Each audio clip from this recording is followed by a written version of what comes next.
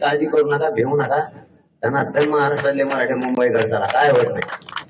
कशाला आहे ते हे आता हे किती एक झाले त्याच्यावर बघा ना, मला वेगळा आनंद आहे. आता मुंबई एक झाली, सगळा महाराष्ट्र एक झाला. मुंबई पहिली एक होती, याचा अर्थ असा नाही. मुंबईत सभा झाल्यात आपल्या 2-3. मुंबईत एवढ्या सभा होत नाहीत तेव्हा. एवढ्या सभा झाल्यात म्हणजे मुंबई एकच झालेली पहिली. परंतु आता आणखीन त्यांच्या जिम्मेदारी मोठी, जितका समाज प्रवृत्तीत जातोय हे पेललं ना त्यांच्या खांद्यावर त्यांनी. म्हणजे ही साधी शक्ती नाही झाली राज्यासाठी देशासाठी आता सध्या. तर मग आता कोणाला काय बोलायचं काय नाही ना. 2 मिनिटात बोला बरं का, 2 मिनिटं.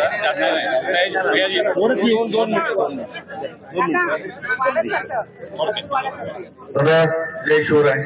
माझं नाव सूर्याजी सोनवणे. सराटीच्या पांडुरंगाला आज सगळ्यांनी आपण या ठिकाणी मुंबईकरांनी सगळं साकडं करायला आलोय की मुंबईमध्ये पंढरपूरमध्ये पांडुरंग येणार आहे. दादांना एकच विनंती करेन मी, बाकीचा जास्त वेळ काय घेणार नाही, सगळ्यांनी आपलं मत व्यक्त केलंय.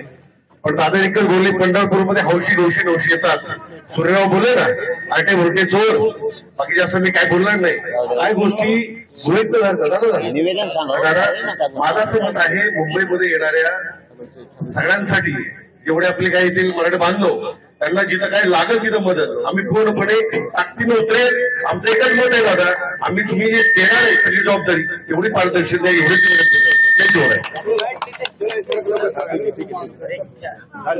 बैठक संपवायची.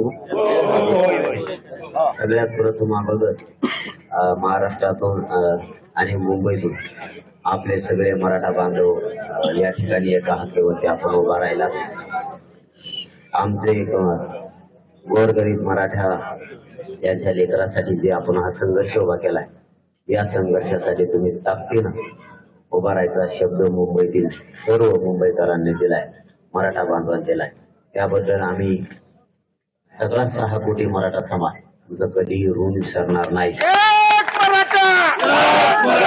एवढ्या वेळेस लेकराच्या पदरात आरक्षण टाकू लागा हीच आमची आग्रहाचा हट्ट तुमच्याकडे. आणि आपण ही बैठक आता प्रेस झाल्याच्या नंतर संपली असं म्हणूया. आणि कोणीतरी बांधव आता म्हणले प्रेस तुमच्याकडे ठेवा. उपोषणाला बसलं 5-7 दिवस माझ्याकडे मी वाकडा होऊन बोलत होतो. त्याच्यात काही नाही. ते फक्त त्यांच्याशी बोलायसाठी लागतं, बरोबर ना. त्यांच्याशी बोलायसाठी लागतं नाही, त्याचा नाद मला बी नाही असता ना. मी मनाने गेलो असतो, इकडे तिकडे हिंडलो असतो तो गाडी कारण अडचण हिंडलो तर मी गाड्यात पावसात. माझं दुखत होतं. 2 दिवस मला आंबेजोगात ऍडमिट केलं. माझं घर पुणे असताना माझी पाटणा सुट्टी. दुसऱ्या दिवशी म्हणला असता कार्यक्रम रद्द करा, आपण नंतर घेऊ, कारण इतकी ताप मला उभा सुद्धा राहता येत नव्हतं. 5 मिनिटाच्या पुढे उभं राहिलं डायरेक्ट चेक करून पडतो. तरी 2 दिवस कार्यक्रम गेला. म्हणजे जातीपेक्षा स्वतःला बी मोठं नाही मानलं. त्याच्यामुळे ते मीडियाची आवडली पण ते लागतंय जरा त्यांना ठेकायला आणि एवढी साथ दिली. खरं सांगतो आम्ही आमचं कौतुक करतो मी या मीडियावाल्याचं. एवढं भयान साथ दिली आणि ते मरणाचं लावून धरलं. आरक्षणात त्याचं सुद्धा श्रेय लय मोठं राहणार. त्यांना आम्ही सपाऱ्यात घ्यायचे ठरले, अंगात घालायला आरक्षण मिळालं सगळ्याला एक सफारी घेऊन द्यायची. सफारी म्हणजे अंगात घालायची नाही. आपण त्यांना बोलला की करतोच आपण ती लय मेहनत घेतली द्यायची. धन्यवाद. आपलं काय पाटील काय म्हणाल?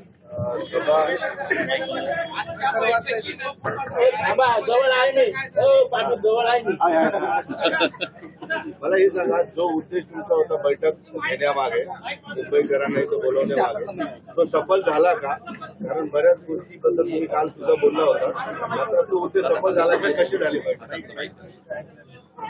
नाही, सफल हा उद्देश बैठकीतून 100% सफल झालेला आहे. मराठा समाजाला हाक दिली आणि ते महाराष्ट्रात आंदोलन करणाऱ्या मराठ्यांच्या पोराच्या पाठीशी उभा राहिले नाही, असं कधी झालेलं नाही. मुंबईकर इतक्या ताकदीनं धावून आला. म्हणजे तुमचा प्रश्न ही बैठक सफल झाली का, तर इतकी सफल झाली की मुंबईतला कानाकोपऱ्यातला मराठा समाज इथं आलाय. तुम्ही याची होणारी बैठक फक्त बघा. आता ते बैठक बघूनच सरकारचे डोळे पांढरे होणार. माझ्या गोरगरीब मराठ्यांच्या लेकरासाठी मुंबईतला घराघरातला मराठा आता एकत्र आलाय आणि हे रात्रंदिवस कशी मेहनत घेते ही आपले सुद्धा बांधव दाखवते. आणि आम्हाला 100% खात्री, आरक्षण मिळेपर्यंत मुंबईतला एकही मराठा 1 इंच सुद्धा मागासा करणार नाही, हे खात्रीपूर्वक शब्द तुम्हाला आहे माझा. मुंबईतले जे आपल्याचे मतभेद होते ते सुद्धा मिटले असं मानतात. मतभेदच नव्हते. बरोबर, या बरोबर. असं मोठी उल्लेख केली आहे. चुकीचे प्रश्न. मतभेद असले इतक्याला बालेच नसते. मतभेद नाहीत काय नाही मना लागत असतं गणिमतावा म्हणजे त्याला सरकारलाच नाही का जमत मग गणिमतावा ते दाखवून म्हणजे ते जमत नाही मग कशाला बसला ते एका कशाला बरोबर. आपले मतभेद नाहीत त्याने लय मजा येते आमचं काम. आता बघा तुम्ही जिरी सांगते आता तिथे गेल्या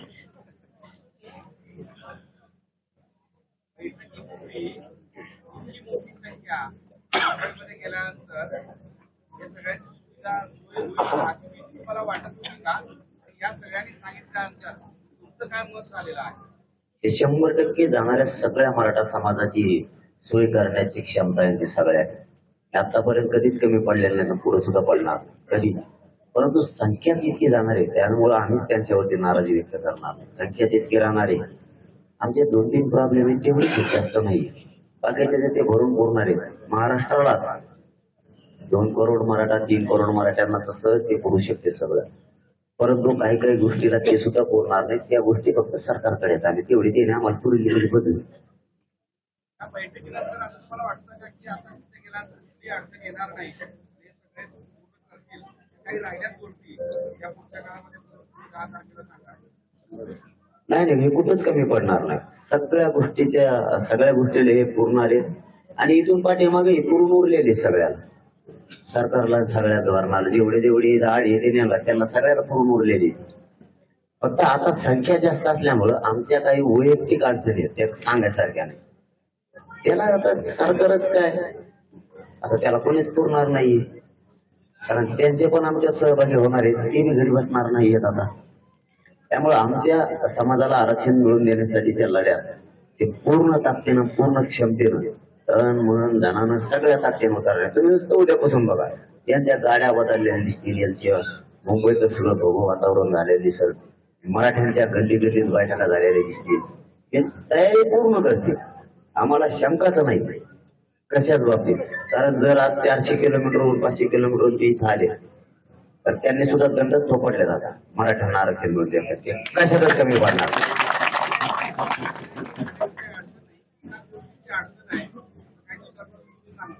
या अडचणीवर काही चर्चा झाली का?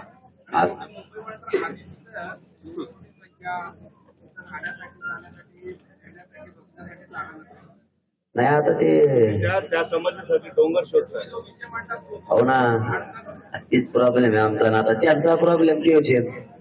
त्यांना ते आमच्यातच येत. आम्ही दोन्ही मिळून ठरवू पुन्हा ते जाऊन बसायचं. आता त्याला काय पर्याय ते नाही असतं केल्यावर आम्ही पुढे बसत असतो. ते आमचं ठरलेलं काय बदलले तेव्हा त्याचं ठरलं. आम्ही आता ट्रॅक्टर घेतले सगळे संघ. आम्ही आमच्या हिशोबाने बऱ्याच गोष्टी करणार आहेत. महाराष्ट्रातल्या सगळ्या मराठा बांधवांना माझी आधी या बैठकीच्या माध्यमातून पुन्हा एकदा विनंती आहे. कोणीच घरी जायचं नाही. लेकराला मोठं करायसाठी सगळ्यांनी घराच्या बाहेर पडायची. आरपारचं शेवटचं आंदोलन आहे मुंबईत. करोडोच्या संख्येनं मराठ्यांनी मुंबईकडे धडक मारायची. कोणीही कोणाचा वाहन अडवलं जाणार नाही. कोणाचा ट्रॅक्टर अडवलं जाणार नाही. कोणी भ्यायची गरज नाही. कोणाच्या किशेला सुद्धा भ्यायची गरज नाही. तुमच्या पोरापेक्षा मोठं तुम्हाला काहीच नाही. म्हणून सगळ्यांनी सगळ्या तयारीनं मुंबईकडे चालायचंय आणि मराठा समाज तयारी करतोय. आज पुन्हा एकदा महाराष्ट्रातल्या मराठा समाजाला पुन्हा एक विनंती की उद्यापासून सगळ्यांनी तालुक्यात जिल्ह्यात बैठका घ्यायला सुरू करा आणि तालुक्यात आणि जिल्ह्यात झाले की गावाचे गाव पिंजून काढा. गावागावात बैठका झाल्या पाहिजेत. ही विनंती मी या पत्रकार परिषदेच्या माध्यमातून मराठा समाजाला करतो. गुन्हा दाखल केला होता परवा. काही दाखल केले काही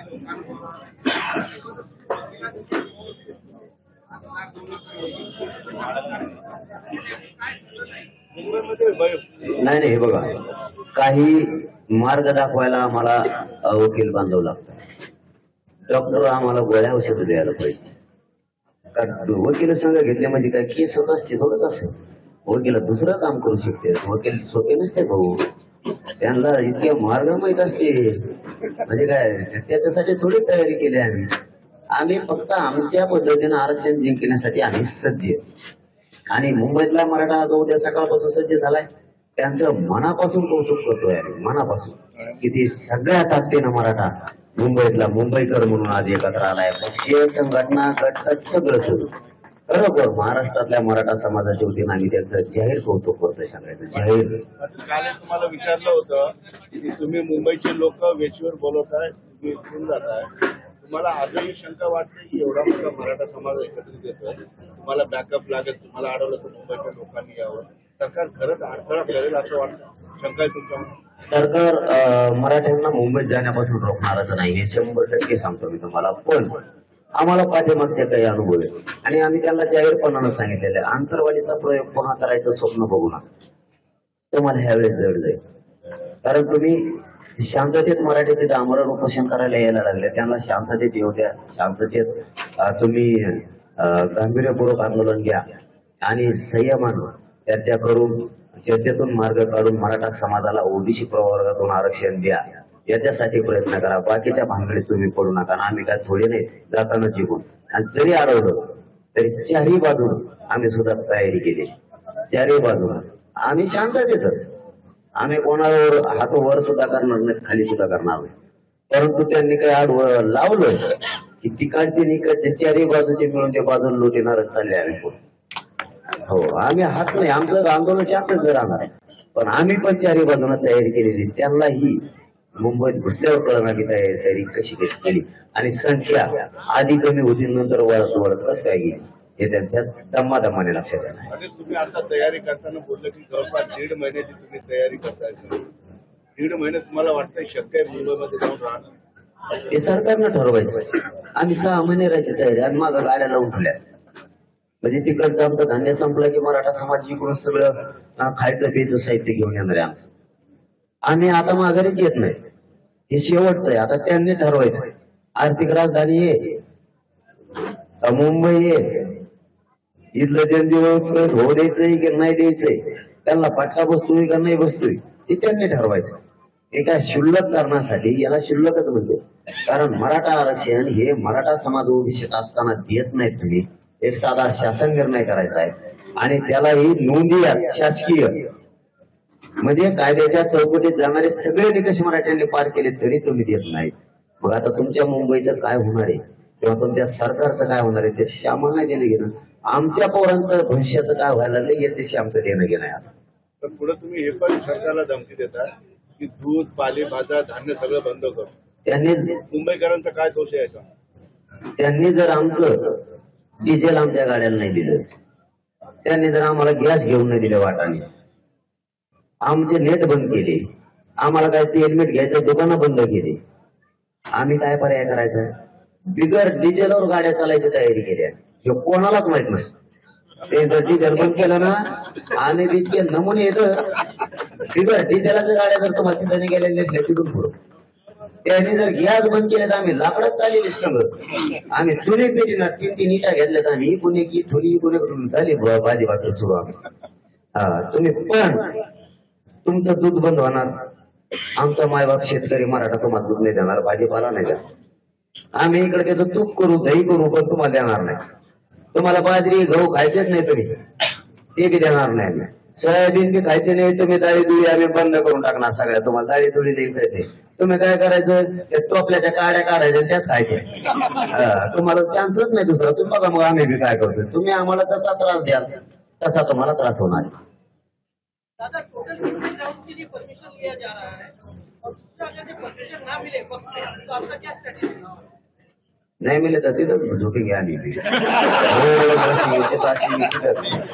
जिथं जिथं गाड्या उभा राहील तिथं तिथं थांब सगळे बसले पाहिजे.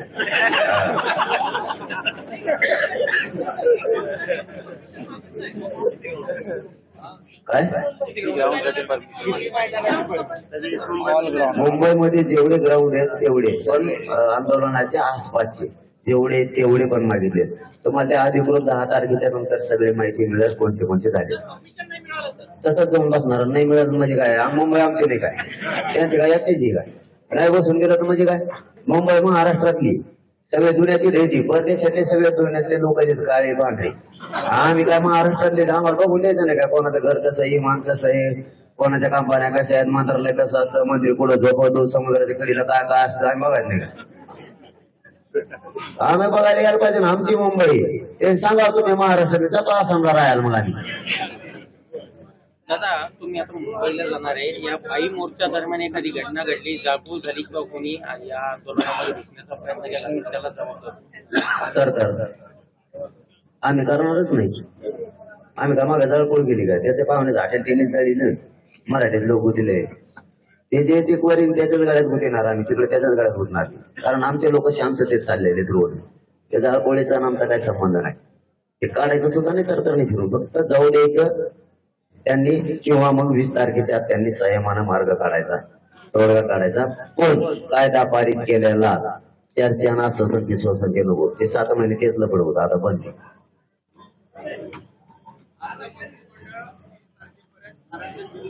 त्यासाठी तयार आहे. अर्ध जर तयार झालं च्या अगोदर आरक्षण मिळालं, सगळी तयारी काय म्हणजे आम्हाला म्हणजे काय दिल्यावर काय आम्हाला आवश्यक आहे मोबाईल द्यायची? आमची फाईटच आरक्षणासाठी नाही. तिथे विजयाचं रूपांतर करून मग आम्ही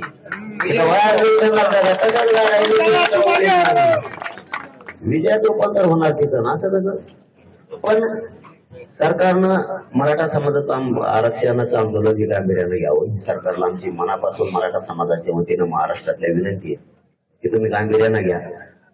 तुम्ही हसण्यावरती सहज हा मुद्दा नेऊ नका, कारण याचे दूरगामी परिणाम खूप सरकारला मग भोगावे लागणार आहे.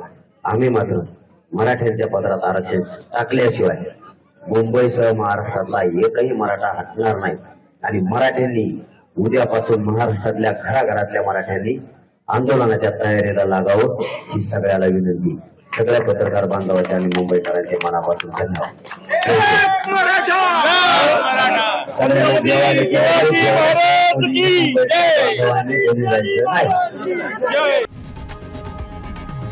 लोकशाही मराठी ऐका, पहा, जागरूक रहा.